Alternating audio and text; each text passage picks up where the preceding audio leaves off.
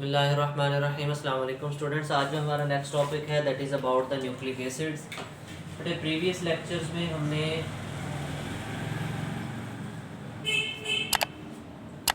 Biochemistry के बाकी topics देखे थे, बाकी बायोलॉजिकल मॉलिक्यूल्स देखे थे, जैसा कि हमारे पास कार्बोहाइड्रेट, प्रोटीन और लिपिड्स वगैरह थे। उनके बारे में लिपिड्स की क्लासिफिकेशन थी हमारे पास, ठीक है। ट्राइग्लिसराइड्स थे, एसाइल ग्लिसरोल्स थे, ये सारे के सारे कंपाउंड्स थे हमारे पास जिनकी हमने डिटेल देखी थी। अब है हमारे पास next that is the nucleic acid, that is nucleic acids, ठीक है। अब न्यूक्लिक एसिड्स की जो की पॉइंट्स हैं ना बेटा, मैं वो यहाँ लिख देता हूँ कि हमने इसमें क्या क्या चीज़ें कवर करनी है। यहाँ की पॉइंट्स लिख देता हूँ मैं कि कौन कौन से हमारे पास इसके अंदर की पॉइंट्स आने वाले हैं, जिसमें बेटे सबसे पहले हम इसकी थोड़ी सी डिस्कवरी की बात करेंगे, ठीक है। डिस्कवरी के बाद मैं आपको न्यूक्लियोटाइड के बारे में बता दूंगा, what is nucleotide, what is nucleoside, ठीक है। एंड देन जो है वो हम थोड़ा सा टाइप्स के बारे में देख लेंगे इस लेक्चर में कि न्यूक्लिक एसिड्स की कौन कौन सी हमारे पास टाइप्स हैं, कौन कौन से मेजर कंपोनेंट्स हैं हमारे पास। कंपोनेंट्स कह लें आप, या कह लें कि केमिकल नेचर क्या होती है न्यूक्लिक एसिड्स की, वो हम देखेंगे, ठीक है। केमिकल नेचर क्या होती है, ये हमारे पास इस लेक्चर के की पॉइंट्स होंगे जो हमने डिस्कस करने हैं, ठीक है। फर्स्ट ऑफ ऑल हम डिस्कवरी की बात करते हैं। हम कहते हैं कि न्यूक्लिक एसिड जो है बेटे 1869 के अंदर एक स्विस फिजिशियन था जिसका नाम फ्रेडरिक मिशर था। फ्रेडरिक मिशर, इसने सबसे पहले जो है वो न्यूक्लिक एसिड को जो है वो डिस्कवर किया कह लें, या कलेक्ट किया कह लें। कहाँ से इसकी डिस्कवरी है, बेसिकली फिजिशियन ने पस सेल्स लिए बेटा, और पस सेल्स जो हैं आपको पता है बेसिकली वाइट ब्लड सेल्स होते हैं। पस सेल्स क्या होते हैं, वाइट ब्लड सेल्स होते हैं, ठीक है। क्योंकि हमारे पास कहीं पे भी बॉडी के ऊपर पस जो बनती है वो वाइट ब्लड सेल्स की वजह से बनती है। तो ये जो पस सेल्स थे बेटा वो वाइट ब्लड सेल्स थे। तो इन्होंने क्या किया, एफ मिशर ने, कि ये जो वाइट ब्लड सेल्स या पस सेल्स थे इनमें से एक वाइट सब्सटेंस जो है इन्होंने ऑब्टेन की, क्या निकाली, एक वाइट सब्सटेंस। क्योंकि उस वक्त उनको पता नहीं था ना ये चीज़ क्या है, इसलिए अभी हम उसको वाइट सब्सटेंस का ही नाम दे रहे हैं, ठीक है। वो कहते हैं कि ये जो वाइट सब्सटेंस थी इसको बाद में एनालाइज किया जब उन्होंने, तो उन्होंने कहा कि कुछ बुक्स आपके पास लिखती हैं कि उन्होंने देखा कि ना तो ये हमारे पास नाइदर बिलोंग्स टू लिपिड्स, ना तो ये मॉलिक्यूल लिपिड्स हैं, ना ये प्रोटीन्स हैं, और ना ही हमारे पास ये मॉलिक्यूल्स कार्बोहाइड्रेट की नेचर के हैं। अच्छा, तो फिर ये मॉलिक्यूल कौन सी नेचर के हुए, इनकी नेचर तब तो पता नहीं थी।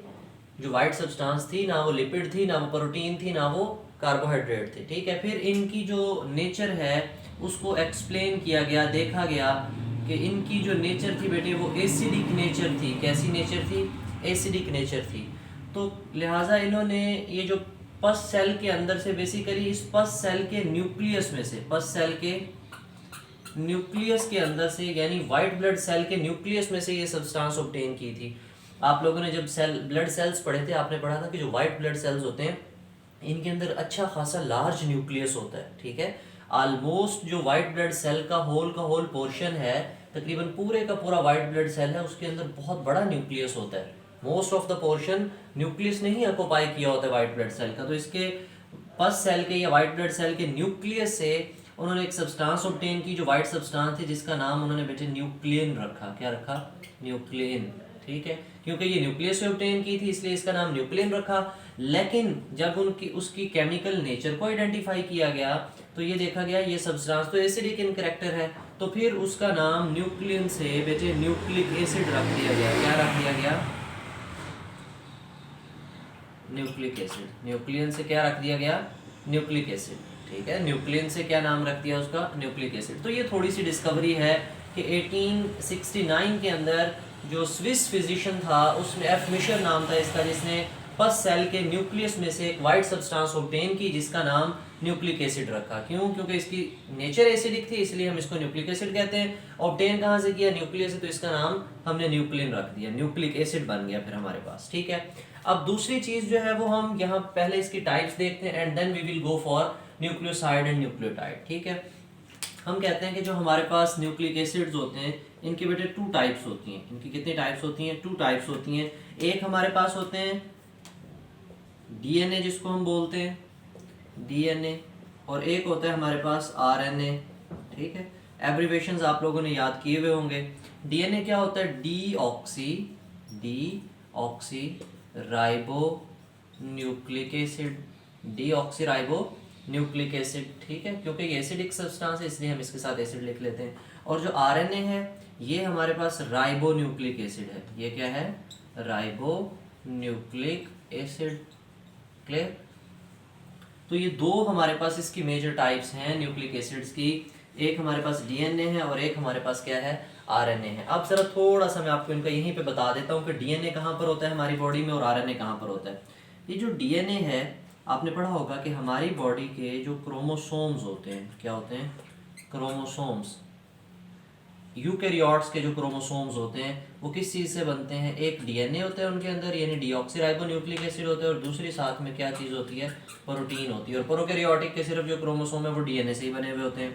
और जो आरएनए है ये सेल में किस जगह होता है? एक तो ये आपने जब सेल साइकिल के बारे में पढ़ा होगा, डीएनए रेप्लिकेशन के बारे में पढ़ा होगा, तो ये डीएनए भी हमारे सेल्स के अंदर ही बनता है। लेकिन आरएनए कहाँ बनता है? आरएनए की फॉर्मेशन देखें तो न्यूक्लियस के अंदर एक डार्क स्पॉट होता है जिसको हम न्यूक्लियोलस का नाम देते हैं। तो इसका मतलब जो हमारे पास आरएनए है वो कहाँ बनता है? न्यूक्लियोलस में बनता है। कहाँ बनता है? न्यूक्लियोलस में। ठीक है, और फिर न्यूक्लियोलस में बनने के बाद आपको पता है कि न्यूक्लियोलस में राइबोसोमल आरएनए बनता है। हम यहाँ पे लिख लेते हैं। आरएनए की बेसिकली 3 टाइप्स होती हैं, राइबोसोमल आरएनए, ट्रांसफर आरएनए, ठीक है, और एक हमारे पास होता है मैसेंजर आरएनए। ठीक है, अब जैसा नाम है वैसा ही इनका काम है। सबसे पहले हमारे पास राइबोसोमल आरएनए, तो इसका मतलब ये राइबोसोम बनाता है। क्या बनाता है?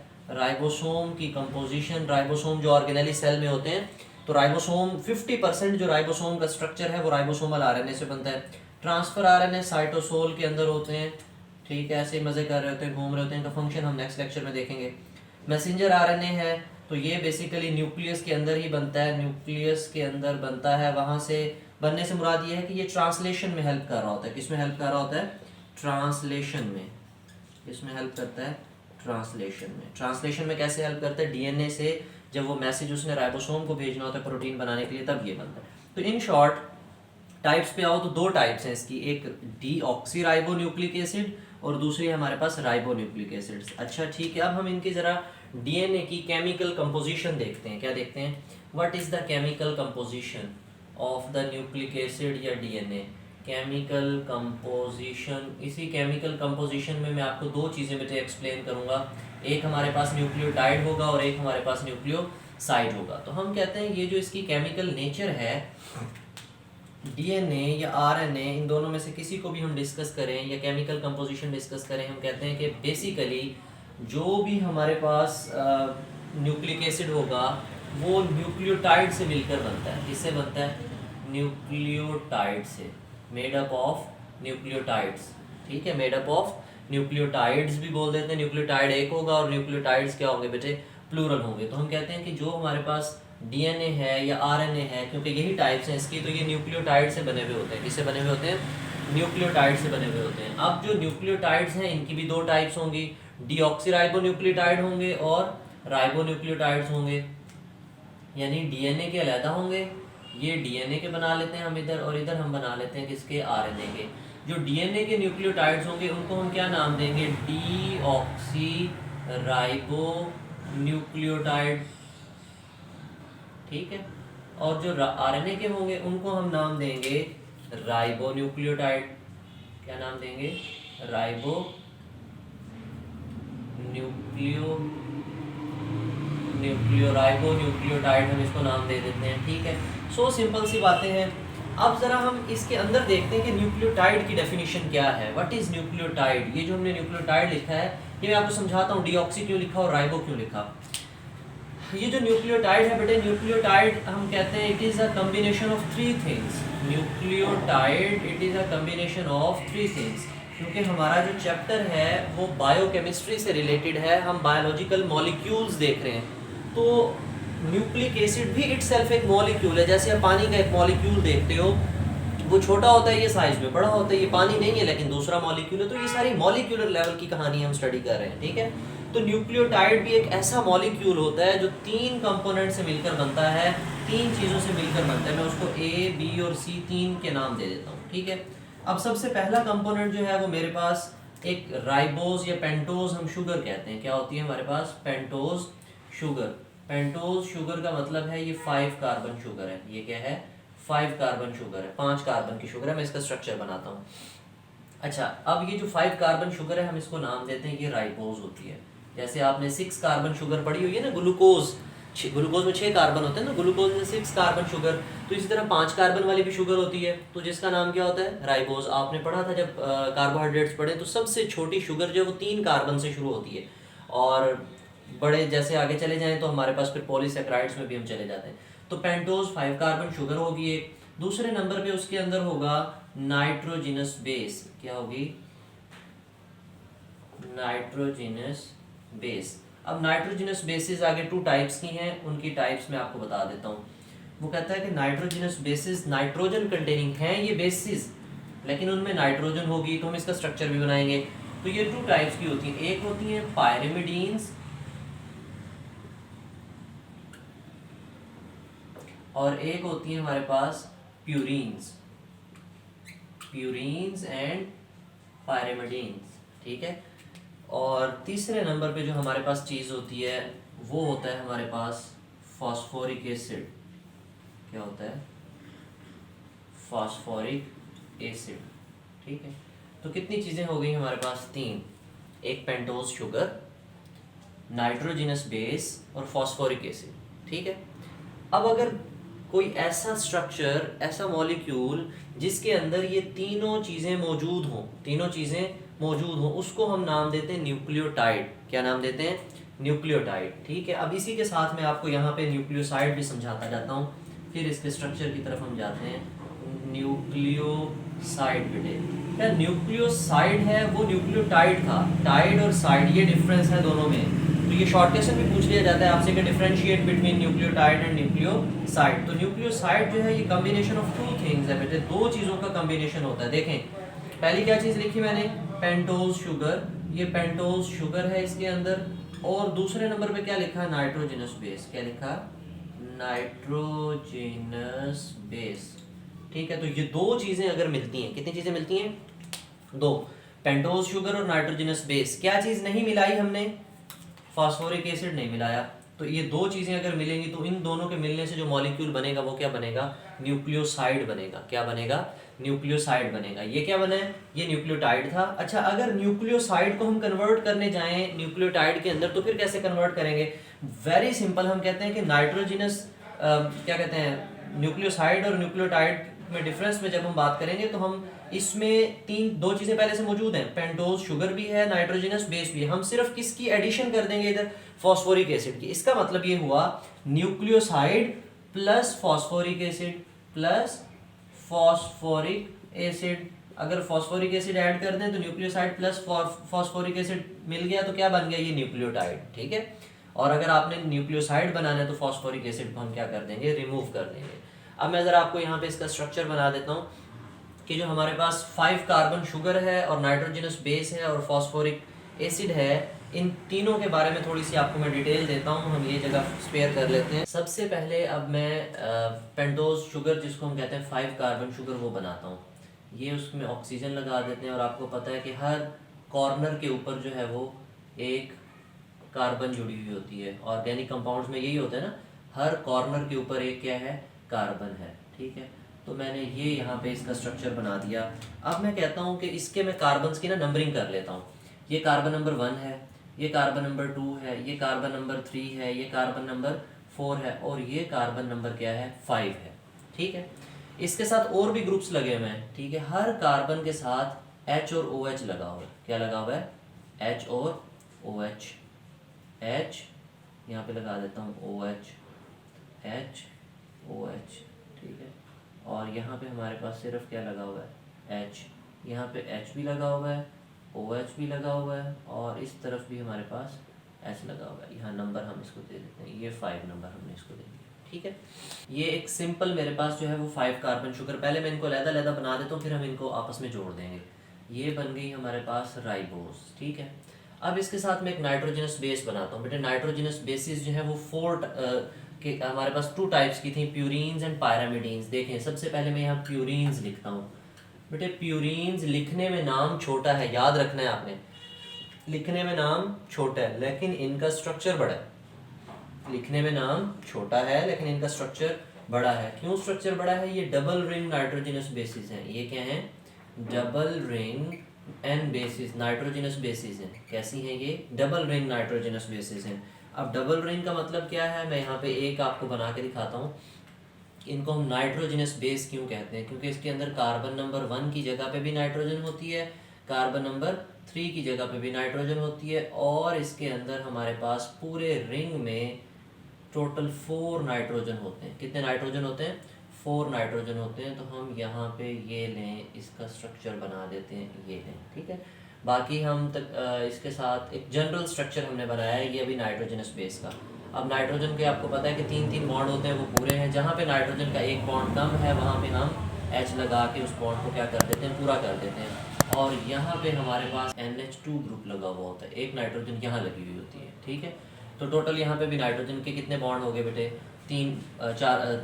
2 ये और एक 3 बॉन्ड पूरे हो गए। अब ये हमारे पास है एडिनिन। ये क्या है हमारे पास? Adenine.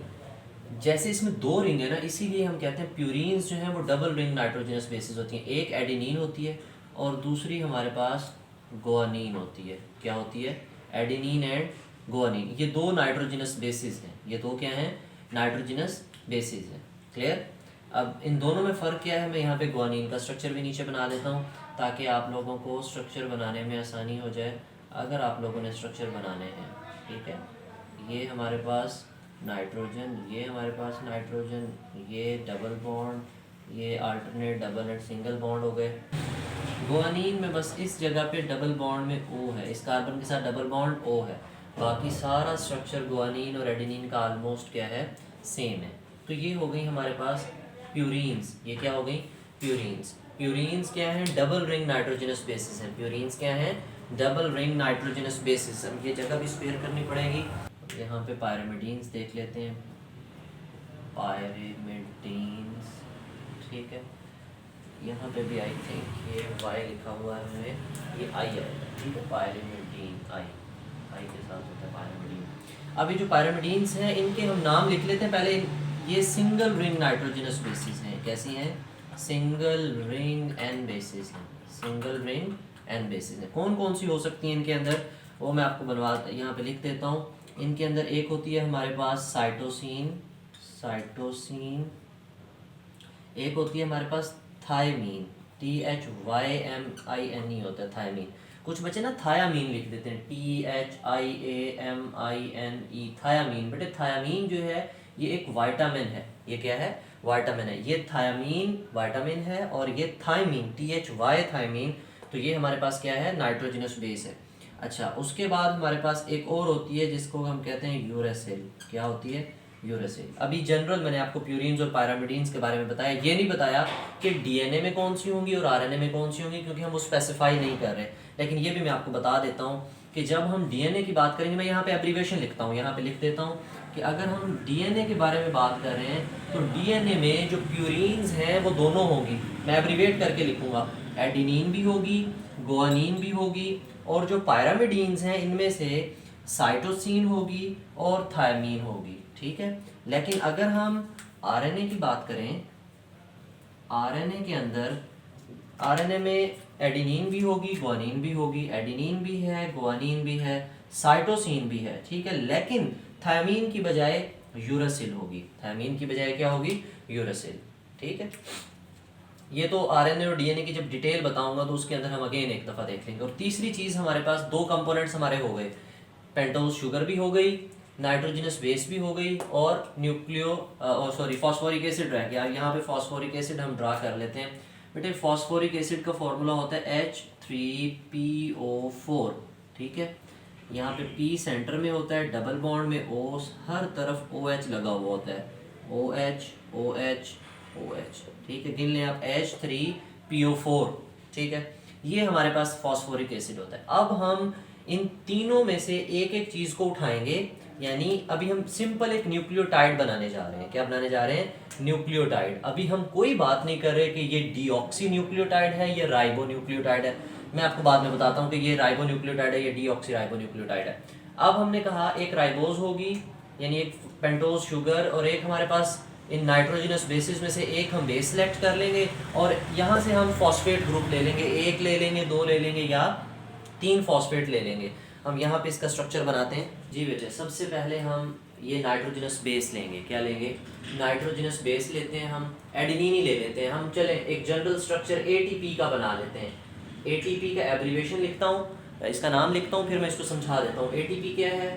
ATP is an adenosine triphosphate. Adenosine triphosphate. Detail देता हूँ कि इसको एडिनोसिन क्यों कहते हैं, कैसे है इसका स्ट्रक्चर।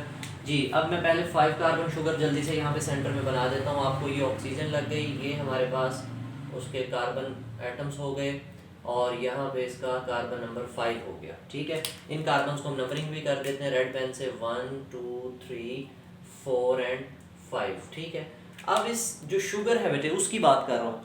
शुगर के कार्बन नंबर 1 के ऊपर हमारे पास नाइट्रोजनस बेस आके अटैच होती है, और इसका ये यहाँ से ये वाला बॉन्ड, नाइट्रोजन का ये वाला बॉन्ड जो है ना वो यहाँ पे हम बनाते हैं। ये नहीं, ये वाला पहले मैंने बना दिया है, और ये दूसरा मैंने बना दिया है। ये लें, सिंपलेस्ट स्ट्रक्चर है, कोई इसमें मुश्किल नहीं होती। अगर आप 1-2 दफ़ा प्रैक्टिस कर लें। यहाँ पे हमारे पास NH2 है, जैसे बेंजीन के अंदर आप लोग बॉन्ड लगाते हो, ऐसे बॉन्ड लगा के आपने पूरा करना है, और ये वाला बॉन्ड यहाँ से पूरा इसके साथ बन जाना है। ठीक है, इसके साथ अब अकेला हाइड्रोजन रह जाएगा, क्योंकि इसके साथ यहाँ पे HOH होता है। इसका H और इसका OH वाटर मॉलिक्यूल बन के निकल जाते हैं यहाँ से तो हमारे पास यहाँ पे सिर्फ H रह जाता है। यहाँ पे H भी होगा, OH भी होगा, यहाँ पे भी H भी है, OH भी है, और यहाँ पे हमारे पास सिर्फ कौन लगा हुआ है? H लगा हुआ है, और यहाँ पे H भी है, इधर OH है, और इधर H है। अब हमने कार्बन नंबर 5 पे बेटे फॉस्फेट लगाना है। क्या लगाना है?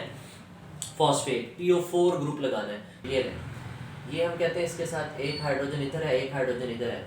अब ये फॉस्फेट है, देखें यहाँ पे OH ग्रुप था, आपकी मर्जी, इधर देखें यहाँ पे OH और ये OH, in water molecule remove कर दें, एक और रह जाएगा, यानी एक H ये और एक H ये, H2, और साथ में एक ऑक्सीजन निकाल दो, एक ऑक्सीजन बच जाएगा। तो इसका मतलब हम यहाँ पे फॉस्फेट लगा देते हैं। अब मैं इसको रेड से लिख देता हूँ। कार्बन के साथ डायरेक्ट बॉन्ड बनेगा पहले ऑक्सीजन का।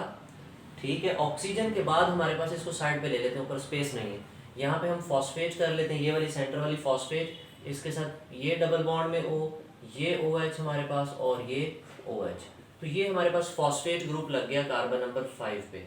ठीक है, अब इसमें ज़रा आपने बात समझनी है कि हम असल बात करने क्या जा रहे हैं, न्यूक्लियोटाइड और न्यूक्लियोसाइड की। ये बन गया हमारे पास एक न्यूक्लियोटाइड, ये मैंने लिखा हुआ है एडिनोसिन ट्राइफॉस्फेट। ट्राइफॉस्फेट का मतलब कितने फॉस्फेट हैं? 3 फॉस्फेट हैं, लेकिन यहाँ पे मैंने कितने लगाए? 1 फॉस्फेट। इसका मतलब ये क्या बना हमारे पास? AMP, adenosine monophosphate. Adenosine monophosphate. बच्चे कहते हैं सर एडिनिन मोनोफॉस्फेट क्यों नहीं बना? क्योंकि आपने यहाँ पे जो नाइट्रोजनस बेस लगाई है उसका नाम तो आपने रखा है एडिनिन। क्या रखा है? एडिनिन। एडिनाइन भी हम बोल देते हैं, एडिनाइन रखा है, और ये आपने राइबोज रखी है। बेटे हमने कहा था कि 2 चीज़ों को मिलाएं तो न्यूक्लियोसाइड बनता है, एडिनिन और राइबोज। यहाँ तक अगर इन 2 चीज़ों को आपस में मिला लें तो ये बनता है न्यूक्लियोसाइड। क्या बनता है? न्यूक्लियोसाइड। ठीक है, और अगर इन तीनों चीज़ों को मिला लें फॉस्फेट ग्रुप्स में तो ये क्या बन जाएगा? न्यूक्लियोटाइड। ठीक है, फर्क किस चीज़ का आता है दोनों में? फॉस्फेट का। ये फॉस्फेट हमने अलग की हुई है, नाम में भी फॉस्फेट अलग की हुई है, और 2 चीज़ों का कम्बिनेशन करके एक नाम हम बनाते हैं। अब 2 चीज़ें क्या हैं? एडिनिन और राइबोज। एडिनिन और राइबोज यहाँ पे, तो ये दोनों मिलेंगे तो न्यूक्लियोसाइड, और तीनों मिलेंगे तो न्यूक्लियोटाइड। तो न्यूक्लियोसाइड क्या बना हमारे पास यहाँ पे? एडिनोसिन। क्या बना? Adenosine is a nucleoside. आपसे कोई बंदा न्यूक्लियोसाइड की एग्जांपल पूछे, आप फौरन से उसको जवाब दें भाई सिर्फ एडिनोसिन जो है वो न्यूक्लियोसाइड है। आपसे न्यूक्लियोटाइड की एग्जांपल पूछे, आपको जो adenosine triphosphate ATP is a nucleotide. ATP is a nucleotide. तो वेरी सिंपल प्रोसेस है। अच्छा, उसके बाद हम कहते हैं कि कुछ बुक्स में आपके पास, बल्कि कुछ में नहीं, ज़्यादातर सारी बुक्स में लिखा होता है ये जो हमारे पास नाइट्रोजनस बेस है ना, इसमें जो कार्बन होते हैं, इसमें जो नंबरिंग है हमारे पास वो कुछ इस तरह से होती है। हम कहते हैं कि हमारे पास ये जो नाइट्रोजनस बेस है उसके अंदर जो नंबरिंग है वो भी 1 2 3 से लिखी हुई है, और जो राइबोज की नंबरिंग है वो भी 1 2 3 से लिखी हुई है। ये नंबरिंग के रूल्स होते हैं। जब आप ऑर्गेनिक केमिस्ट्री पढ़ोगे सेकेंड ईयर की, तब आप ये पढ़ोगे कि नंबर हम किस बेस पे लगाते हैं, ताकि हम उस ऑर्गेनिक मॉलिक्यूल में लोकेशन पता चला सके कि कौन सी लोकेशन हमारी बनेगी। अब नंबर तो मिक्स हो जाएंगे। मैं आपको कहूँ कार्बन नंबर 1 या पोजीशन नंबर 1, तो 1 पोजीशन आप सोचोगे कि सर 1 पोजीशन नाइट्रोजनस बेस की या 1 पोजीशन राइबोज की, तो एक दूसरे को डिफरेंशिएट करने के लिए हम यहाँ पे 1 के साथ 1 प्राइम कर देते हैं, 2 प्राइम, 3 प्राइम, 4 प्राइम, 5 प्राइम, ठीक है। अगर अब मैं आपको कहूँगा ना 1 प्राइम, तो आप समझ जाओगे कि जो प्राइम वाली नंबरिंग है, 1 के ऊपर हमने बार लगाया हुआ है या थोड़ी सी डैश लगाई हुई है, तो वो किसकी वजह से, वो किसकी नंबरिंग है, वो राइबोज की नंबरिंग है। किसकी नंबरिंग है? राइबोज की नंबरिंग है। यहाँ तक बात समझ आई? अच्छा, अब हम अगर बात करें, हमने तो बात स्टार्ट की थी कि हम तो जा रहे थे डीएनए की तरफ, आरएनए की तरफ। तो हमने कहा कि ये डीएनए का न्यूक्लियोटाइड बना है या आरएनए का बना है। अब जरा देखें, डीएनए में हम कहते थे डीऑक्सीराइबो न्यूक्लियोटाइड, डीऑक्सीराइबो न्यूक्लियोटाइड, ठीक है। और इधर हम क्या कहते थे? Ribo nucleotide. अब ये आप खुद मुझे बताएं कि ये डीऑक्सी, डी का मतलब होता है किसी चीज़ को हमने निकालना है, रिमूव करना है। किसी चीज़ को हमने क्या करना है? रिमूव करना है। डीऑक्सी, ऑक्सी का मतलब ऑक्सीजन को रिमूव करना है। किसको रिमूव करना है? ऑक्सीजन को रिमूव करना है। किस में से? राइबोन्यूक्लियोटाइड में से। अब ये जो हमारे पास बना हुआ है स्ट्रक्चर, इस फॉर्म में ये राइबोन्यूक्लियोटाइड है। ये क्या है? राइबोन्यूक्लियोटाइड, ठीक है। इसके अंदर हमारे पास राइबोज है, ओके। लेकिन उस राइबोज के अंदर जो कार्बन नंबर 2 है बेटे, ये वाली कार्बन नंबर 2 जो मैंने सर्कल की है, इस कार्बन नंबर 2 के ऊपर यहाँ पे OH लगा हुआ है। क्या लगा हुआ है? OH। अगर इस OH को हटा के मैं सिर्फ यहाँ पे, अगर OH लगा हुआ होगा तो ये राइबोन्यूक्लियोटाइड है। अगर मैं OH हटा के सिर्फ H लगा दूं, इसका मतलब मैंने यहाँ से सिर्फ ऑक्सीजन रिमूव की, यानी कार्बन, मैं यहाँ लिख देता हूँ कार्बन नंबर 2, और कौन सी? कार्बन 2 प्राइम से जो है हमने ऑक्सीजन रिमूव कर दी। हमने क्या कर दी? ऑक्सीजन रिमूव कर दी। अगर कार्बन नंबर 2 से ऑक्सीजन हम रिमूव कर दें तो वो डीऑक्सीराइबोज बन जाता है। क्या बन जाता है? डीऑक्सीराइबोज। तो अब फर्क यही होगा डीएनए के न्यूक्लियोटाइड्स में और आरएनए के न्यूक्लियोटाइड्स में। क्या फर्क होगा हमारे पास कि ये डीऑक्सीराइबोन्यूक्लियोटाइड है और जो आरएनए वाले होंगे वो राइबोन्यूक्लियोटाइड होंगे, ठीक है।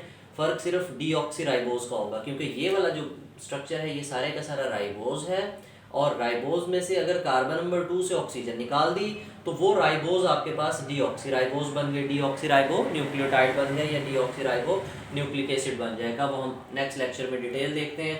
अब एक दफ़ा इसकी यहाँ तक वाले पोर्शन की मैं आपको रीडिंग कर देता हूँ। अगर कोई मज़ीद इसके अंदर आपकी बुक में बात है तो मैं एक्सप्लेन कर देता हूँ। पेज नंबर है हमारे पास 30, nucleic acids, DNA and RNA. DNA के डिटेल जो है ना वो हम नेक्स्ट लेक्चर में देखेंगे। अभी सिर्फ यही हम देखेंगे कि ये डीएनए और आरएनए क्या है। Nucleic acids were the first isolated, ये डिस्कवरी है, isolated in 1869 by the F Miescher from the nuclei of the pus cell. Pus cell जो वाइट ब्लड सेल होते हैं, समटाइम आपके पास एमसीक्यूज में पस सेल की बजाय वाइट ब्लड सेल लिखा होता है, ल्यूकोसाइड लिखा होता है, बच्चे परेशान हो जाते हैं। परेशान नहीं होना, ये वाइट ब्लड सेल्स होते हैं। Due to their isolation from the nuclei, nucleus से इसको हम अलग करते हैं, एंड देयर एसिडिक नेचर, और जब हमने चेक किया तो ये एसिडिक नेचर है। एसिडिक नेचर किस वजह से? क्योंकि इसके पास फॉस्फेट है, फॉस्फेट फॉस्फोरिक एसिड है, H3PO4, तो ये फॉस्फोरिक एसिड की वजह से इसकी एसिडिक नेचर होती है। तो they were named as nucleic acids. Nucleic acids are of two type, deoxyribonucleic acid or DNA and ribonucleic acid or RNA. DNA occurs in the chromosome, DNA कहाँ पाया जाता है? क्रोमोसोम में, in the nuclei of the cell, and is much lesser amount in mitochondria and chloroplast. Underline करें इस बात को। आपसे एक एमसीक्यूज भी पूछा जाता है कि कौन कौन से ऐसे हमारे पास ऑर्गेनेलिज होते हैं जिनके पास डीएनए मौजूद होता है। तो डीएनए न्यूक्लियस के पास भी होता है, तो डीएनए माइटोकॉन्ड्रिया के पास भी, माइटोकॉन्ड्रिया के पास अपना डीएनए होता है, जिसकी वजह से हम माइटोकॉन्ड्रिया, और दूसरा हमारे पास क्लोरोप्लास्ट, इनको सेल्फ रेप्लिकेटिंग ऑर्गेनेलिज भी कहते हैं, क्योंकि ये ऑर्गेनेलिज जब इनको जरूरत होती है तो ये खुद ही रेप्लिकेट हो जाते हैं, अपनी 2 या 3 जितनी भी कॉपीज चाहते हैं ये बना लेते हैं। यानी एक माइटोकॉन्ड्रियन अपने जैसा दूसरा माइटोकॉन्ड्रिया बनाने की सलाहियत रखता है। RNA is present in the nucleolus. Present nucleolus में क्यों होता है? क्योंकि वहीं तो बन रहा है ये। इन द राइबोसोम, राइबोसोम का हिस्सा होता है, 50% राइबोसोम इसी से बनता है। एंड साइटोसोल, साइटोसोल में ट्रांसफर आरएनए बहुत ज्यादा पाया जाता है। And in the smaller amount in the other parts of the cell, cell के दूसरे हिस्सों में भी होते हैं। अब नेक्स्ट हमारे पास nucleic acids are the complex substances, ये केमिकल नेचर अब एक्सप्लेन होने लगी है न्यूक्लिक एसिड्स की। They are the polymer units of called nucleotides, हम इनको न्यूक्लियोटाइड्स कहते हैं, ये पॉलीमर होते हैं, एक से ज़्यादा न्यूक्लियोटाइड बनते हैं, वो मैं आपको समझाऊंगा। DNA is made up of the deoxyribonucleic acid, ये nucleotides, and RNA is composed of ribonucleotides. Each nucleotide is made up of three things. Nucleotide तीन चीज़ों से बनता है, ये न्यूक्लियोटाइड की डेफिनेशन ही ऐसे समझ लें।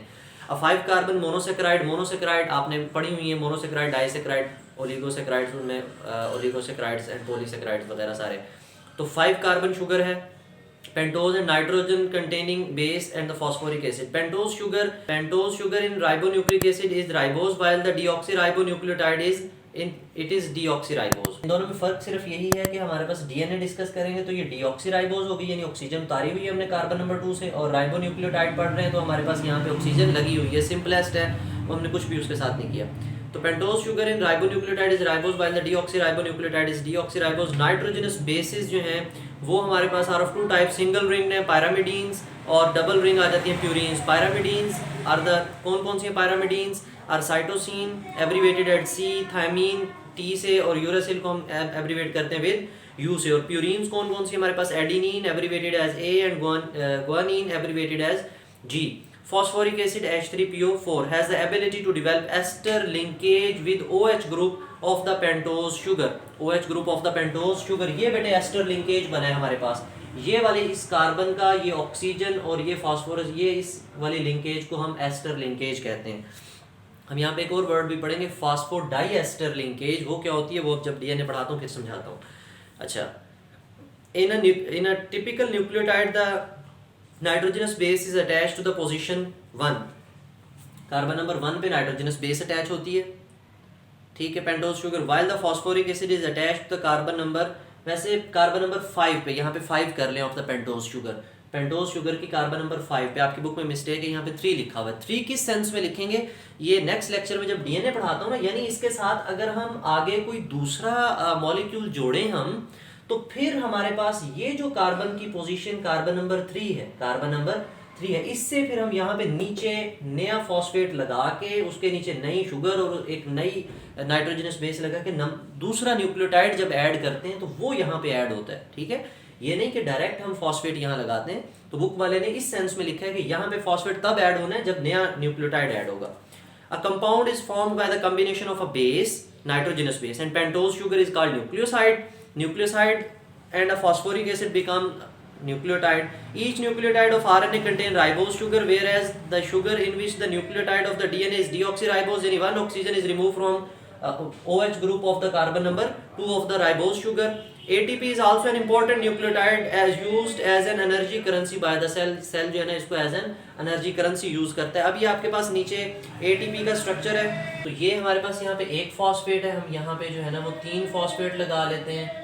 ऑक्सीजन बिल्कुल सेम वाली कहानी, हमारे पास एक यहाँ पे पहले H लगा हुआ था, ये OH था, तो हम कहते हैं एक का H जाएगा और एक का OH, यहाँ पे डबल बॉन्ड में O, यहाँ पे OH था और यहाँ पे भी OH, यहाँ पे भी OH, हम कहते हैं ये वाटर मॉलिक्यूल यहाँ से रिमूव कर दो, तो यहाँ पे दरमियान में क्या बन जाएगा हमारे पास? ऑक्सीजन का बॉन्ड बन जाएगा।